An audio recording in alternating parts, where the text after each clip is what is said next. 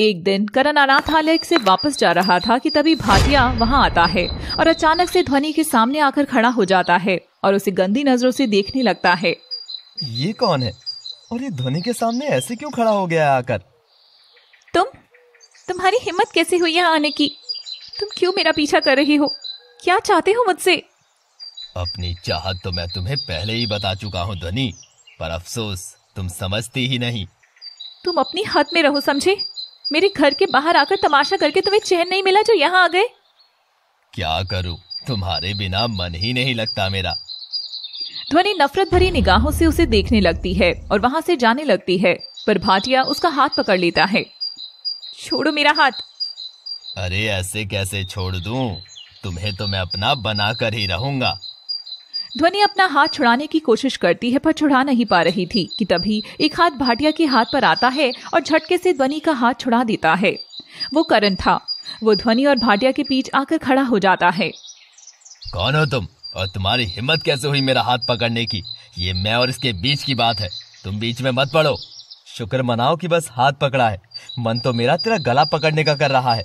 अगर 2 मिनट के अंदर तू यहाँ से गया नहीं ना तो मैं अपने आप को रोक नहीं पाऊंगा। ये तुम सही नहीं कर रहे हो। तुम जानते नहीं हो मैं कौन हूँ। जानता हूँ मैं तुझे, तू एक बहुत ही घटिया और गिरा हुआ आदमी है। इससे ज्यादा मैं तेरे बारे में जानना चाहूँ इतनी तेरी औकात नहीं है, समझा? अब निकल यहाँ से।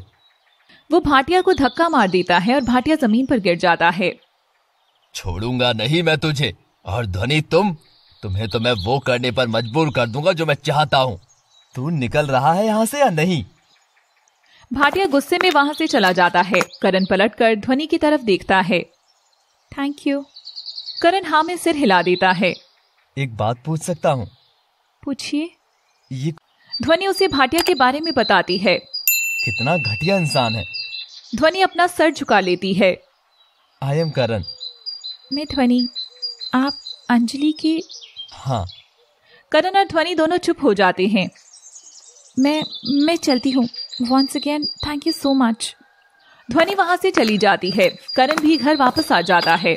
उस दिन से ध्वनि और करण अक्सर अनाथालय में एक दूसरे से टकरा जाया करते थे।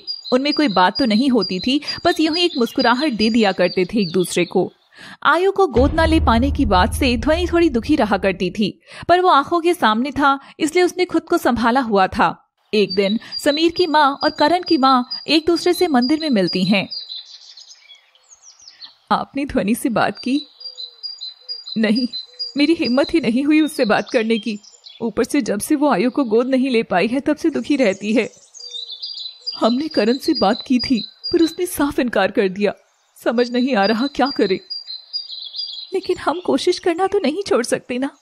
मुझे लगता है हमें एक आखिरी कोशिश करनी चाहिए। कल आप लोग करण के साथ ऑर्फनेज आ जाइएगा और मेरा परिवार भी वहीं आ जाएगा। हम साथ मिलकर बच्चों को समझाने की कोशिश करेंगे। आप ठीक कह रही हैं, बाकी भगवान की इच्छा। दोनों आपस में बात करके चली जाती हैं, पर उन्हें नहीं पता था कि उनकी बातें कोई छुपकर सुन रहा था। अगले दिन शाम को करण के पेरेंट्स और समीर के पेरेंट्स ऑर्फनेज आ जाते हैं। करण और ध्वनि पहले से ही ऑर्फनेज में थे। मॉम डैड, आप लोग यहाँ? वो समीर के पेरेंट्स की तरफ सवालिया नजरों से देखते हैं। तब तक वहाँ ध्वनि आ जाती है। माँ पापा, आप लोग इस वक्त यहाँ कैसे? कोई काम था क्या? हाँ, वो तभी ऑर्फनेज के गेट पर एक कार आकर रुकती है। उसमें से एक दुल्हन की तरह सजी लड़की निकलती है। ध्वनि उसका चेहरा देखकर हैरान हो जाती है। वो प्रिया थी। ध्वनि उसके पास आने के लिए बढ़ती है कि तभी कार की दूसरी तरफ से भाटिया निकलता है। ध्वनि के कदम रुक जाते हैं। प्रिया और भाटिया ध्वनि के पास आते हैं। कैसी हो ध्वनि? ध्वनि उसे हैरानी से देखने लगती है। ऐसी क्या देख रही हो? भूल गई? मैं प्रिया, तुम्हारी दोस्त। तभी भाटिया प्रिया से बोलता है, बेबी चलो, जिस काम के लिए यहाँ आए हैं पहले वो कर लेते हैं। बातें तो बाद में होती ही रहेंगी। दोनों मिसेस पाटिल के ऑफिस की तरफ जाने लगते हैं। जाते जाते भाटिया ध्वनि और करण की तरफ एक कुटिल मुस्कान देता है। उन दोनों को कुछ समझ नहीं आ रहा था। भाटिया और प्रिया मिसेस पाटिल के ऑफिस पहुंचते हैं। मैडम, मेरा नाम अरविंद भाटिया है और ये मेरी वाइफ मिसेस प्रिया भाटिया। मेरी खुद की एक IT कंपनी है। जी बताइए, मैं आपके लिए क्या कर सकती हूँ? हम आपके अनाथालय से एक बच्चा गोद लेना चाहते हैं। ये तो बहुत अच्छी बात है। अगर आप जैसी सोच सबकी हो जाए तो दुनिया में कोई बच्चा अनाथ ना रहे। चलिए मैं आपको बच्चों से मिलवा देती हूँ। उसकी जरूरत नहीं है, हमने हमारे लिए बच्चा चुन लिया है। अच्छा, कौन? आयु। मिसेस पाटिल के चेहरे का रंग उड़ जाता है। आयु? आप उसे कैसे जानते हैं? वो एक बार पहले भी मैं यहाँ आ चुका हूँ, तब उसे देखा था, तब से वो मेरे मन में बस गया है। हम उसे ही गोद लेना चाहते हैं। आप चाहे तो और बच्चों से भी मिल सकते हैं। नहीं, हमें वही बच्चा चाहिए। मिसेस पाटिल के केबिन में एक एम्प्लॉय मौजूद थी जिसका नाम शीला था। वो भागकर ध्वनि के पास जाती है। ध्वनि, ध्वनि, क्या हुआ शीला, तुम ऐसे क्यों? वो जो अभी एक पति पत्नी आए थे वो आयु को गोद ले रहे हैं।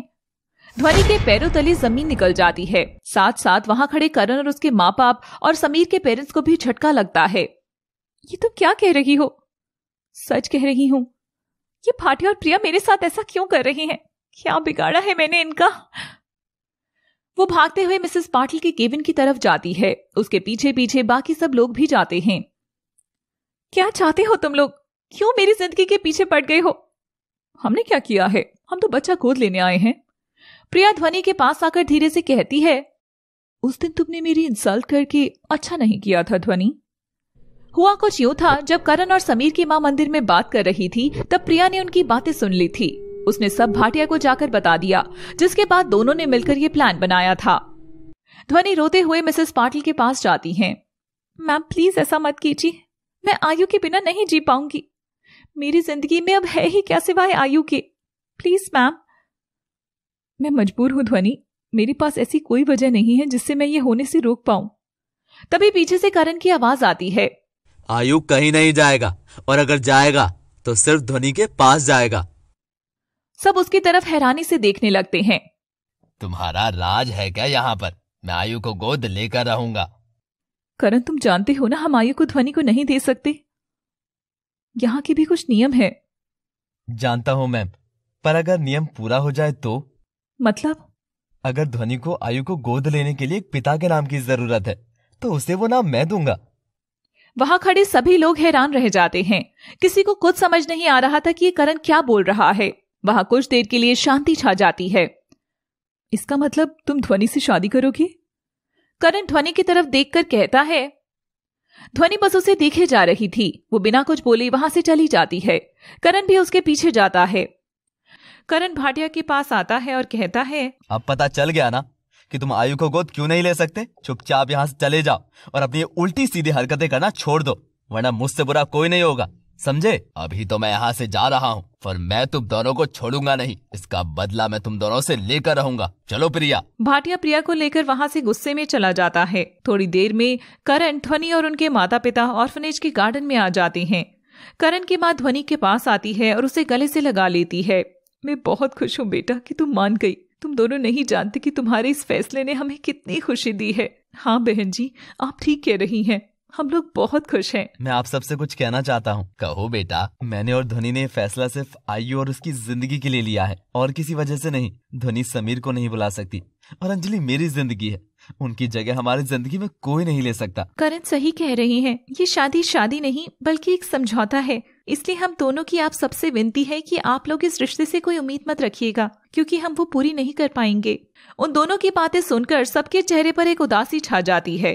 पर तभी करण की माँ खुद को संभालते हुए बोलती है, हम कुछ नहीं करेंगे। जो आज तक हुआ वो भी भगवान की मर्जी थी और जो आगे होगा वो भी उन्हीं की मर्जी से होगा। हमने तो ये भी नहीं सोचा था कि तुम लोग शादी के लिए मानोगे, पर माने ना, होगा वही जो होना होगा। हम कुछ नहीं कर सकते उसमें। हाँ, बस एक चीज कर सकते हैं, प्रार्थना भगवान से कि वो तुम दोनों को हमेशा खुश रखे, एक साथ तुम दोनों की जिंदगी फिर से खुशियों से भर जाए। इतना करने की इजाजत तो है ना हमें। करण और ध्वनि एक दूसरे की तरफ देखने लगते हैं और कुछ नहीं कहते। अगले दिन से उन दोनों की शादी की तैयारियां शुरू हो जाती हैं। दोनों ने ही बहुत सादे ढंग से मंदिर में शादी करने की बात कही थी, जिसे सबने माना भी था। आज ध्वनि और करण की शादी थी। ध्वनि शादी के जोड़े में समीर की तस्वीर के आगे खड़ी थी। उसकी आंखों में आंसू थे। समीर, मुझे माफ कर दो। कहीं ना कहीं शायद मैं तुमसे बेवफाई कर रही हूँ, पर अगर मैं ये शादी नहीं करूंगी तो आयु की जिंदगी खराब हो जाएगी। लेकिन मैं तुमसे वादा करती हूँ कि मैं तुम्हारी हूँ और हमेशा तुम्हारी ही रहूंगी। हमारे बीच कुछ नहीं आ सकता। वो ये कहकर उसकी तस्वीर के आगे अपना सर झुकाकर रोने लगती है। तभी समीर की तस्वीर पर चढ़ा हार ध्वनि के गले में आकर गिर जाता है।